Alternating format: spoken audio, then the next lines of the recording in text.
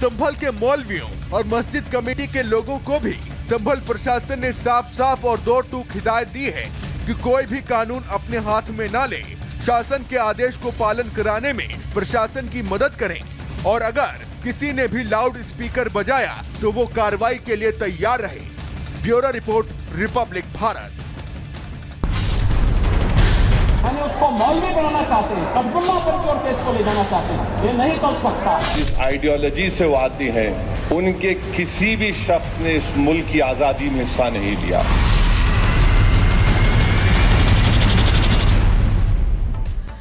रमजान का महीना आया है, आज से शुरू हो चुका है, लेकिन रमजान के महीने से पहले एआईएमआईएम के अध्यक्ष असदुद्दीन ओवैसी सीएम योगी आदित्यनाथ के कठमुल्ला वार से भड़के हुए हैं।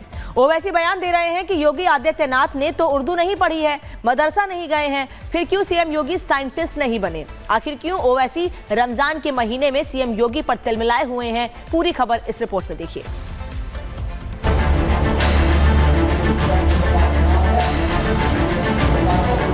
उसको मौलवी बनाना चाहते हैं, कटगुल्ला करके और केस को ले जाना चाहते हैं, ये नहीं चल सकता।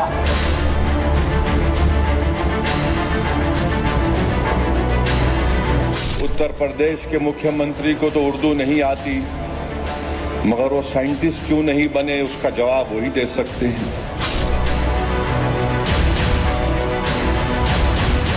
आपको याद होगा कि पिछले दिनों यूपी विधानसभा में सीएम योगी आदित्यनाथ ने कहा था कि कुछ लोग आपके बच्चों को कठमुल्ला बनाना चाहते हैं। अपने बच्चों को ये लोग पढ़ाएंगे इंग्लिश स्कूलों में और दूसरे के बच्चे के लिए अगर वो सुविधा सरकार देना चाहती है, कह देंगे उर्दू पढ़ाओ इसको। यानी उसको मौलवी बनाना चाहते हैं, कटगुल्ला करके और केस को ले जाना चाहते हैं, ये नहीं चल सकता। योगी आदित्यनाथ ने उर्दू पर मचे सियासी घमासान पर कठमुल्ला वाला ब्रह्मास्त्र छोड़कर प्रहार किया था।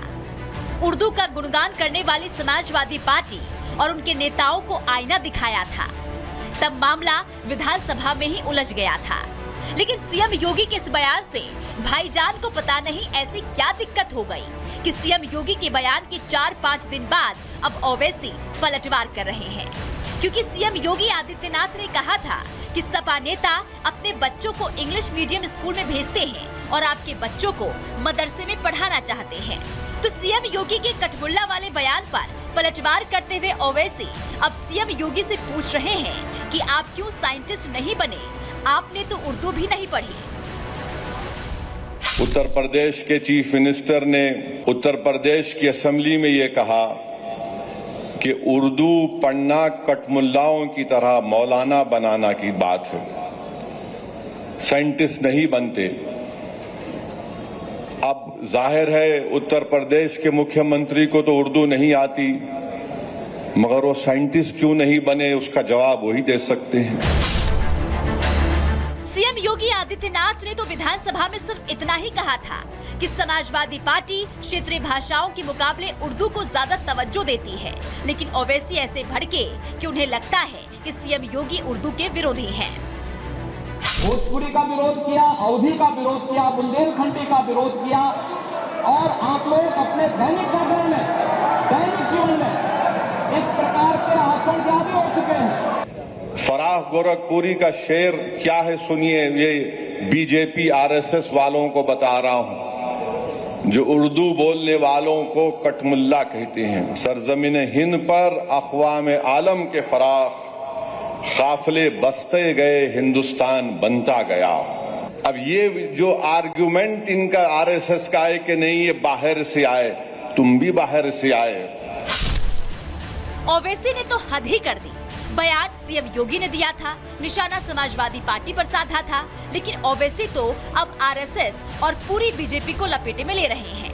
इसलिए ओवैसी बयान दे रहे हैं तो सवाल भी पूछे जा रहे हैं कि भाईजान को क्या हो गया, रमजान में उन्हें योगी क्यों याद आ रहे हैं। Bureau report, Republic Bharat. और अब खबर यूपी से है, जहां पे बसपा में आकाश आनंद को सभी पदों से हटा दिया गया है। मायावती ने आकाश आनंद को सभी पद से हटाया है। मायावती ने अपने भाई आनंद कुमार को नेशनल कोऑर्डिनेटर नियुक्त किया है।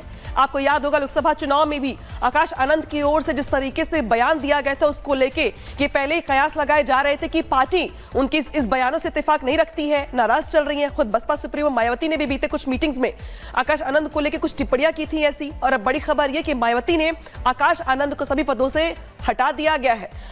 हालांकि उनके जो पिता हैं उनको यहाँ पर बाकी जो कोऑर्डिनेटर का पद है वो दे दिया गया है, लेकिन यहाँ पर आकाश आनंद को सभी पदों से हटा दिया गया है। हालांकि कुछ टाइम पहले उनका प्रमोशन किया गया था, बहुत सारी जिम्मेदारियां उनको दी गई थी, लेकिन बड़ी खबर ये कि आकाश आनंद को फिलहाल सभी पदों से हटा दिया गया है।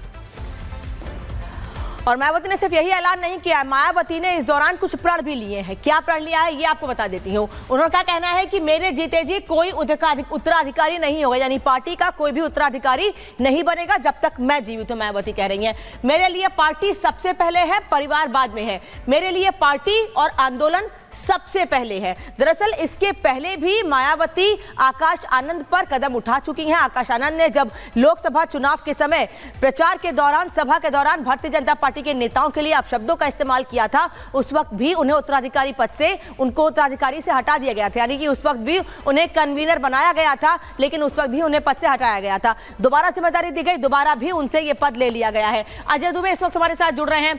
अजय, ये दूसरी बार है जबकि आकाश आनंद को पद से हटाया गया है। एक मैसेज देने की कोशिश है मायावती की, परिवारवाद में भरोसा नहीं है उनका, पार्टी पहले है।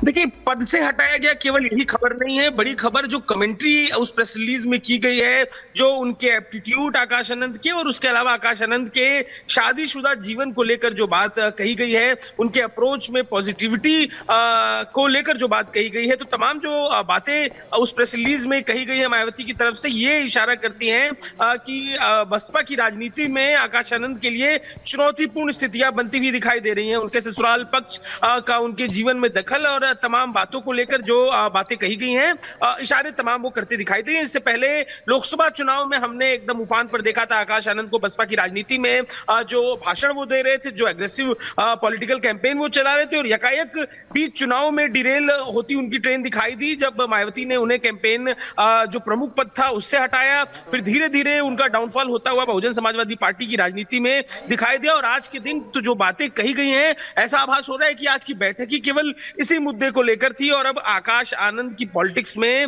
आगे क्या होगा, ये एक बड़ा सवाल इस प्रेस रिलीज के बाद उठता दिखाई दे रहा है। यानी कि अजय, कारण चाहे जो भी गिनाए जा रहे हो, लेकिन बड़ी खबर यहां पर यह कि फिलहाल आकाश को सभी पदों से हटा दिया गया है। खबरों में आगे बढ़ते हैं और बात करते हैं आतंकियों को लेकर। आतंकियों को ठिकाने लगाने के लिए जम्मू कश्मीर के कठुआ इलाके में एंटी टेरर ऑपरेशन शुरू कर दिया गया है, क्योंकि इलाके में हथियार बंद आतंकी देखे गए हैं। आखिर पूरा मामला क्या है, रिपोर्ट में दिखाते हैं।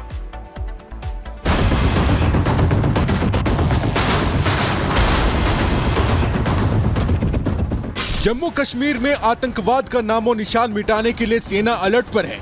आतंकियों को ठिकाने लगाने के लिए एंटी टेरर ऑपरेशन भी शुरू कर दिया गया है। इसकी सबसे बड़ी वजह यह है कि कठुआ के बिलावर इलाके में 3 आतंकी देखे गए हैं। जानकारी के मुताबिक कठुआ के स्थानीय लोगों ने 3 आतंकियों को घातक हथियारों के साथ देखा, जो जंगल की तरफ जा रहे थे। वहां के लोगों ने बिना वक्त गवाए इस बात की जानकारी पुलिस को दी, जिसके बाद जम्मू कश्मीर पुलिस के साथ सेना के जवान भी अलर्ट मोड पर आ गए।